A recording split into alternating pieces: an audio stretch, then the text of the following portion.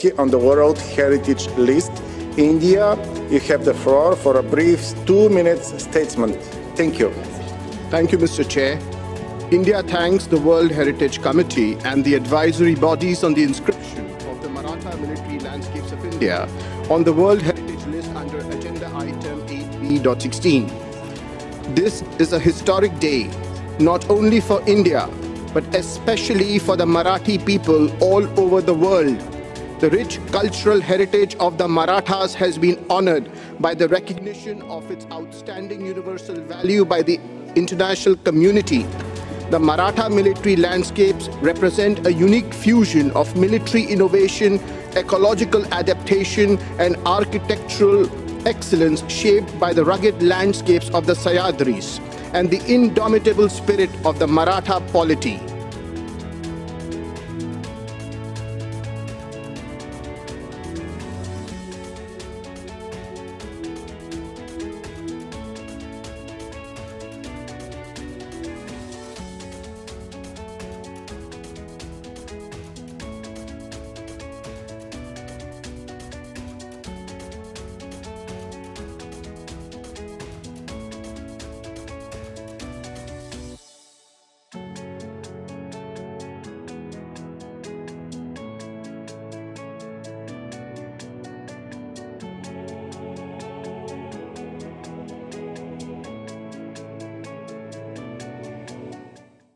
महाराष्ट्रातील गडकिल्ले ही आपली स्फूर्तिस्थळ आहेत. छत्रपती शिवाजी महाराजांनी आपल्या या स्वराज्यासाठी या गडकिल्ल्यांची निर्मिती केली. अनेक गडकिल्ले त्यांनी जिंकले आणि या गडकिल्ल्यांचा समावेश आता जागतिक वारसा यादीमध्ये झालेला आहे. या जागतिक वारसा यादीमध्ये या गडकिल्ल्यांचा समावेश होत असताना या सर्व गडकिल्ल्यांचे जे मॉडेल्स बनवायचे होते, ज्या प्रतिकृती ज्यांनी बनवल्या ते आपल्या सांगलीचे कलाकार आहेत. हा मावळा आपल्या सांगलीमध्ये एका हायस्कूलमध्ये आर्ट टीचर म्हणून काम करतो आणि त्यांच्या योगदानातून ही सर्व मॉडेल्स बनवली गेली आणि दिल्लीमध्ये झालेल्या प्रदर्शनामध्ये हे सर्व मॉडेल्स मांडली गेली आणि त्यानंतर जागतिक वारसा जो आपल्याला मिळालेला आहे त्याचा प्रस्ताव महाराष्ट्र शासन आणि केंद्र शासनाच्या संयुक्त विद्यमानं देण्यात आला आणि त्यानुसार काल रात्री युनेस्कोनं या 12 गडकिल्ल्यांना जागतिक वारसा यादीत समावेश केलेला आहे. हे जे मॉडेल्स ज्यांनी बनवले ते रमेश बलुर्गी हे शिक्षक आपल्याबरोबर आता आहेत. आपण त्यांच्याशी बोलणार आहोत. नमस्कार सर, सुरुवातीला तुमचं अभिनंदन, कारण तुमचं योगदान खूप मोठं होतं. काय भावना वाटते, किती आनंद तुम्हाला होतोय, कारण तुमचं योगदान या जागतिक वारसा यादीमध्ये खूप मोलाचं आहे.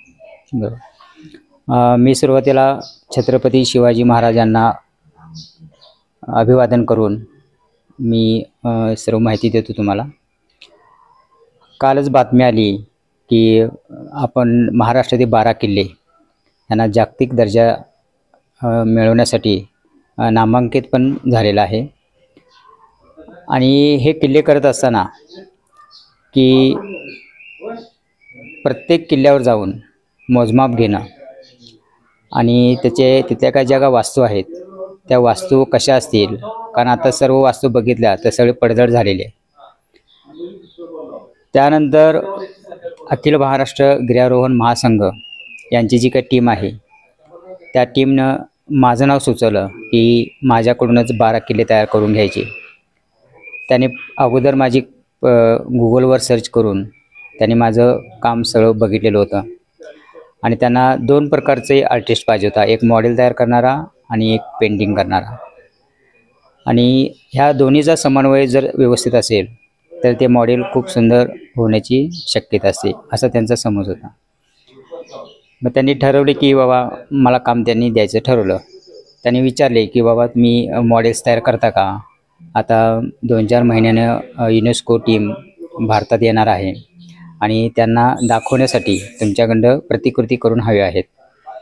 त्यानंतर मी त्यांना होकार दिला आणि अवधी खूप कमी होता, कारण एक किल्ला जरी करायचं म्हटलं तरी त्याला 2 ते 3 महिने लागायचे, म्हणजे अगदी प्रोफेशनल करायचं म्हटलं तरी. कारण कसं आहे, त्या किल्ल्यामध्ये जिवंतपणा जर असेल तरच तो किल्ला शोभून दिसतो. मग त्या टीमनं सांगितले की आम्ही तुम्हाला जे काही मटेरियल असेल ते तुम्हाला मटेरियल सगळं आणून देईन. आता मटेरियल म्हणजे मला कुठलं मटेरियल लागणार होतं की त्या किल्ल्यावरचं मला काही किल्ल्यावरचा जास्त अभ्यास नव्हता.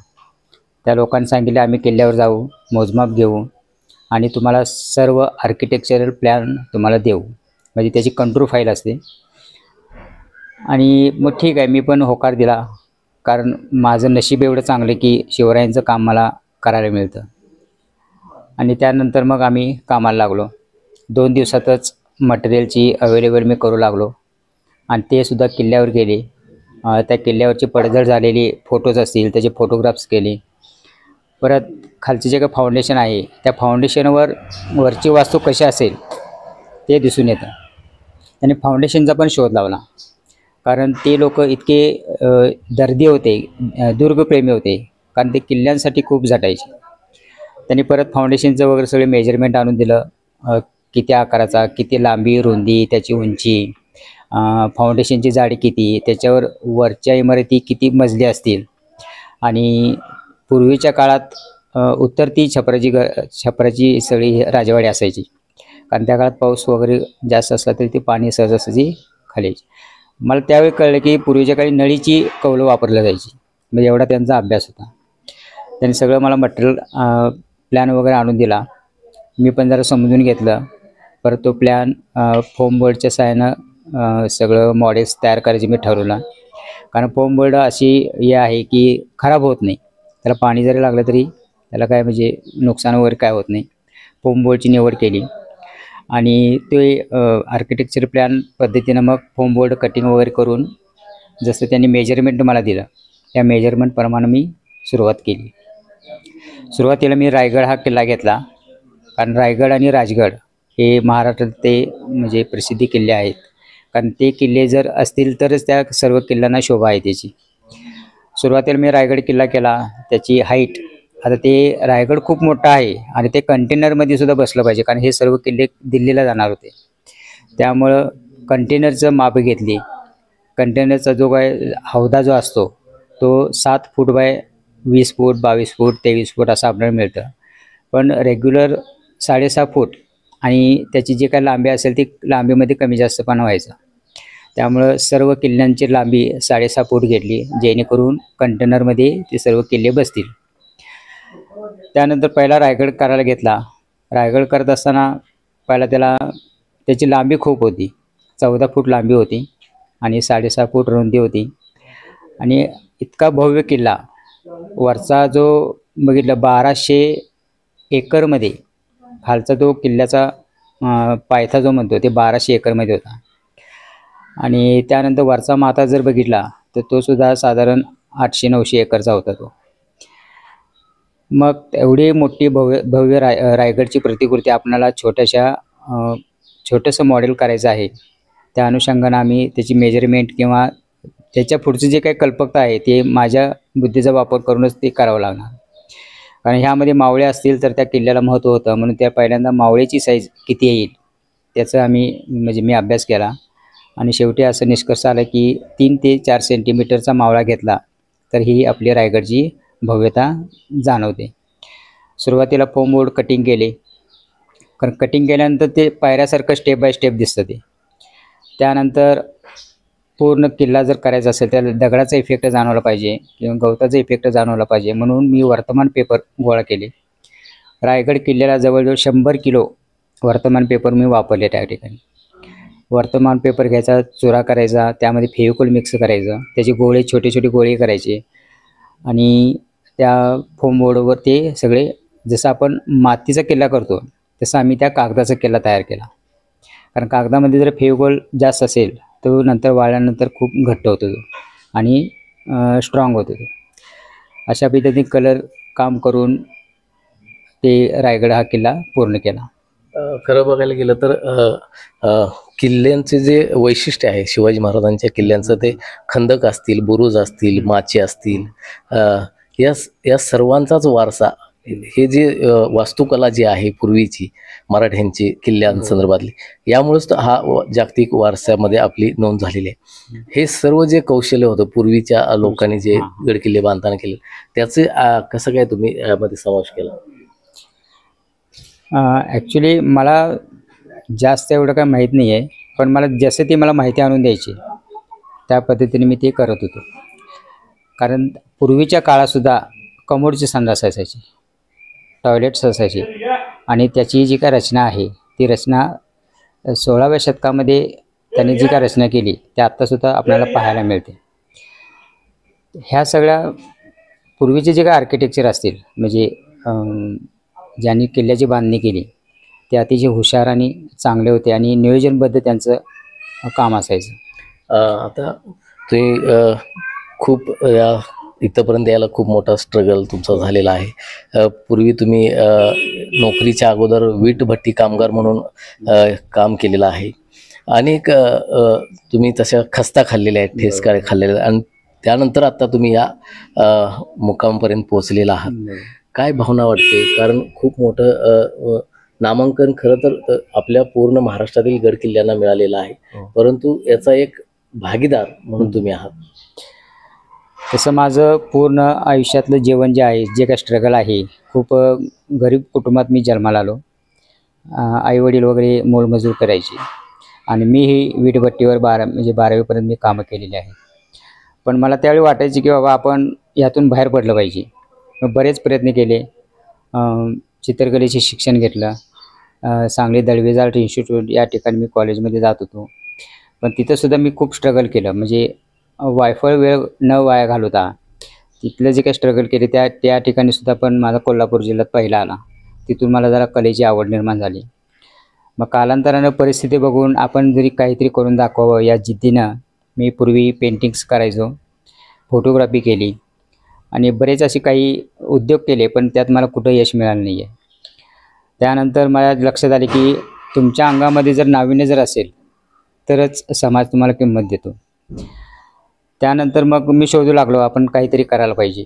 मग त्या काळात मी जवळजवळ 2003मध्ये ग्लास पेंटिंगची सुरुवात केली. आता लोकांना कसं आहे, वेगळं काहीतरी पाहिजे असेल तर त्याचं नाव होतं. मग आपण कागदावर सहजरित्या आपण चित्र काढू शकतो, समोरून पेन्सिल टिक आपण चित्र काढू शकतो. पण मला काहीतरी वेगळं करायचं होतं म्हणून मी प्रवाहाच्या विरुद्ध दिशेनं जायचा प्रयत्न चालू केला. म्हणजे काय, पूर्वीचं आता जो तुम्हाला राज्याभिषेक दिसतो, हाच राज्याभिषेक मी 2003ला उलटं पेंटिंग केलं. म्हणजे ग्लासच्या बाहेरून न करता पाठीमागनं पेंटिंग केलं, तुम्हाला ती पुढून सरळ दिसतं. त्यामध्ये ते करत असतानासुद्धा मला त्यावेळीसुद्धा प्रसिद्ध भरपूर मिळाली. पण त्यावेळी मनावर तसं चित्र खपली गेले नाही, कारण परिस्थितीला मला मात करायचा होता. त्यानंतर अजून दुसरं काहीतरी करायला पाहिजे म्हणून मी या मॉडेल क्षेत्रामध्ये वळलो. पूर्वी मॉडेल, आता कसं डिजिटल युग आलेलं आहे, कॅम्प्युटर वगैरे सगळं तुम्हाला तयार मिळतं, त्यामुळे ह्या मॉडेलमध्ये जास्त कोण इन्व्हॉल्व होत नाही. पण मी काहीतरी करून दाखवायचं म्हणून मॉडेल क्षेत्रामध्ये जायचा विचार केला. मग बरेच आर्किटेक्चर लोकांना भेटलो, त्यांना या कामाची माहिती दिली. मला मॉडेलचं काम द्या, मी तुम्हाला फ्रीमध्ये करून देतो किंवा तुम्ही स्वतः खर्च द्या. असं करत करत बरेच मॉडेल्स मी फुकट तयार केली. आणि असंच एक देव माणूस मला भेटला, ATA स्टुडिओचे आर्किटेक्चर प्रमोद चौगुले यांनी मला एकच काम दिलं, पण त्यांनी दिलेलं काम हे खूप त्यांना आवडलं. तिथून ते म्हटले की इथून पुढे तू मॉडेलची कामं करत जा, मी तुला काय असेल ते तुझं मानधन देत जाईल.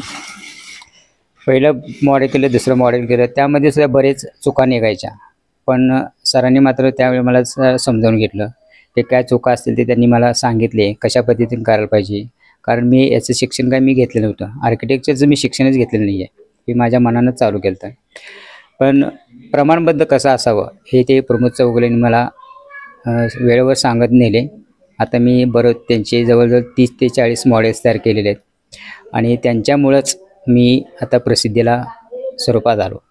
आता तुम्हाला काय वाटतंय, कारण जागतिक वारशामध्ये तुमच्या मॉडेलचं एक प्रतिरूप त्यांनी पाहिलेलं आहे आणि त्यानुसारच त्याचं परीक्षण करून या जागतिक वारसामध्ये या गडकिल्ल्यांचा हे झालेला समावेश झालेला आहे. मग याचा एक भाग म्हणून तुम्हाला आता काय वाटतं, कशा प्रकारची प्रतिक्रिया आहे? सुरुवातीला मॉडेल क्षेत्रामध्ये मी घुसलो, कामं पण भरपूर केली, पण मनावर तसं यश मिळत नव्हतं. त्यानंतर एक मला कॉल आला, मध्येच अचानकच कॉल आला की त्यांनी नेटवरूनच माझं नाव नंबर त्यांनी शोधून काढलं होतं. आणि ती टीम होती ती अखिल भारतीय महाराष्ट्र महासंघ या टीमकडून मला कॉल आला की असे असे काही किल्ले करायचे आहेत 12 किल्ले, ते तुम्ही करू शकता का. मग त्यावेळी मुंबई पुण्यातनं कॉल आला म्हणजे माणूस खूप खुश व्हायचा, कारण त्यांचं काम मोठं असायचं. काहीतरी नावीन असतं म्हणून ते माझ्याकडे आले होते. आणि त्यानंतर कॉल आल्यानंतर मग त्यांनी सहज म्हणले तुम्ही 12 किल्ले करू शकता का, वेळ कालावधी कमी आहे. मग आम्ही घरात बसलो, चर्चा केली. माझी मिसेस सुनीता यांनीसुद्धा सांगितली की आपलं नशीब कधीही बदलू शकतं, कधी कुठून काही येईल काय सांगता येत नाही, पण आपण हे काम करायला चालू करूया. मग सर्वांनीच आम्ही काम घ्यायचं ठरवलं. माझा मुलगा यश, मी, मिसेस, भाचा असे बरेच माझी काही कौटुंबिक लोक आहेत, त्या सर्वांना सांगून ह्या काम घ्यायचं मी निश्चित केलं. प्रथम त्यांनी एक किल्ला तयार करायला दिला. ते किल्ला त्यांना खूप आवडला. मग आवडल्यानंतर मग त्यांना गॅरंटी झाली की आपण यांच्याकडून किल्ले तयार करून घेऊया. किल्ले करत असताना मग परत त्यांनी पहिला सुरुवातीला अमाऊंट कमी दिली ती, नंतर मात्र त्यांनी राहिलेले 11 किल्ले करायचं म्हटल्यानंतर त्यांनी अमाऊंट मोठी दिली आणि वेळेत पूर्ण करायचं होतं, हा एक विषय होता.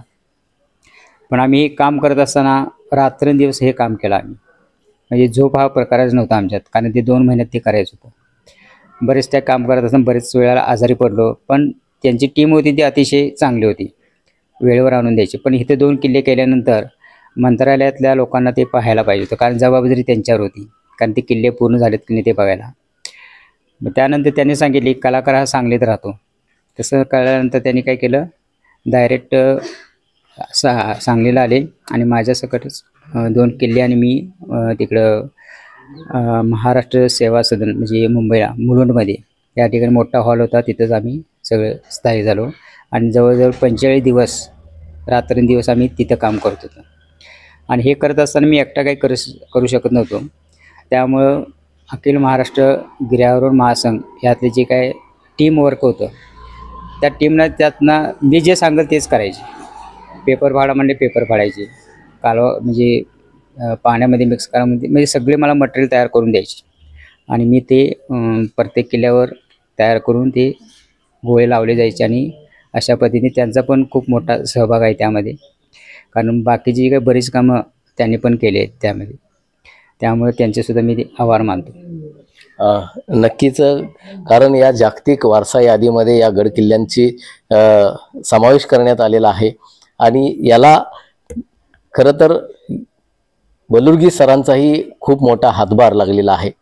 आणि या निमित्तानं जागतिक वारशाच्या या यादीमध्ये या महाराष्ट्रातील 11 आणि तमिळनाडूमधील एका जिंजी या किल्ल्याचा समावेश झालेला आहे. याला खरं तर बलुर्गी सर आणि त्यांचा जो हात आहे, कलाकार हात, हा खूप मोठा भूमिका या निमित्तानं बजावलेला आहे.